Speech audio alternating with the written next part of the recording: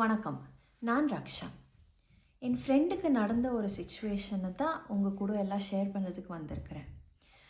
என் ஃப்ரெண்டோட அப்பாவுக்கு உடம்பு சரியில்லாமல் போயிடுச்சு. அவங்களுக்கு இப்போது பெட்ரிடன் சிச்சுவேஷனில் இருக்கிறாங்க. அவங்க வீட்டுக்காரங்களுக்கு அவங்க இன்சூரன்ஸஸ், இன்வெஸ்ட்மெண்ட்ஸ், சேவிங்ஸ் அதை பற்றி ஒன்றுமே தெரியல. இப்போது எப்படி அவங்க எக்ஸ்பென்சஸை மேனேஜ் பண்ணுவாங்க?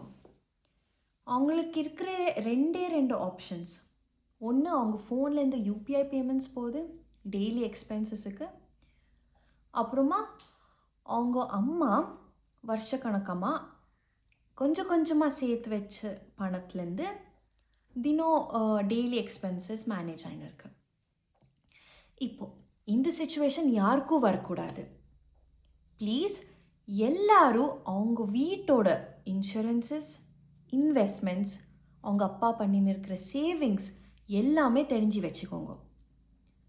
முடிஞ்சால் 2 பேரும் சேர்த்து, அப்பா அம்மா 2 பேரும் சேர்த்து டிசிஷன்ஸ் எடுங்க. நான் இன்னொன்று ஷேர் பண்ணோன்னு இருக்கிறேன். Last year 1 kg Ponni rice உங்களுக்கு 40 ரூபாய் இருக்கும். அதே 1 kg பொன்னி ரைஸ் இப்போது 50 ரூபாய் இருக்கும்.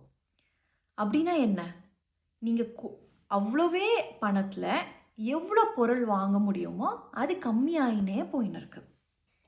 Your value of money is decreasing. அப்போது நீங்கள் சேர்த்து வைக்கிற பணம் வீட்டில் ஐடலாக இருக்கும்.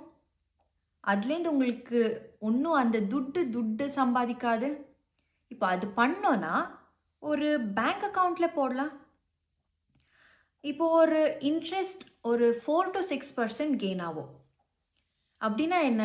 உங்கள் வீட்டில் இருக்கிற பணம் ஐடலாக இருக்காமல் அதே பணத்துலேருந்து 4 to 6% கெயின் ஆகின்னு இருக்குது. ஸோ இப்போ பேங்க் அக்கௌண்ட்டுன்னு சொல்லியிருந்தேன். இப்போ எல்லாம் ரொம்ப ஈஸியாகிட்டு இருக்கு. ஆன்லைனில் பேங்க் அக்கௌண்ட்டை 30 minutesல ஓப்பன் பண்ணலாம். உங்களுக்கு பேன், ஆதார் இருந்தால் போதும். இப்போது உங்களுக்கு அதே பணத்தை நீங்கள் மந்த்லி உங்களுக்கு சேவ் பண்ண முடியும்னா அது நீங்கள் ஆர்டி ஆப்ஷன்ஸ் இருக்குது, அது பார்க்கலாம். ஒரே வாட்டி அந்த பல்க் அமௌண்ட்டை நீங்கள் சேவ் பண்ண முடியும்னா எஃப்டி ஆப்ஷன்ஸும் இருக்குது.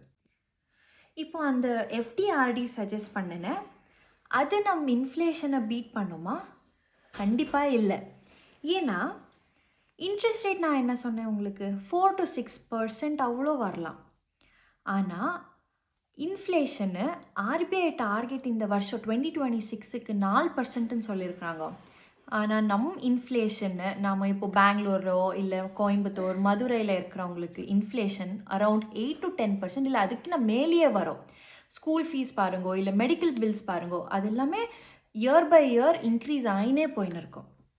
ஸோ இப்போது எஃப்டி ஆர்டி சஜஷன் கண்டிப்பாக வேணும்.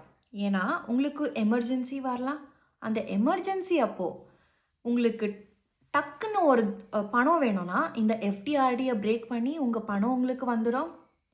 ஆனால் அதுக்குன்னு மேலே வேறு ஆப்ஷன்ஸும் இன்வெஸ்ட்மெண்ட் ஆப்ஷன்ஸும் இருக்குது.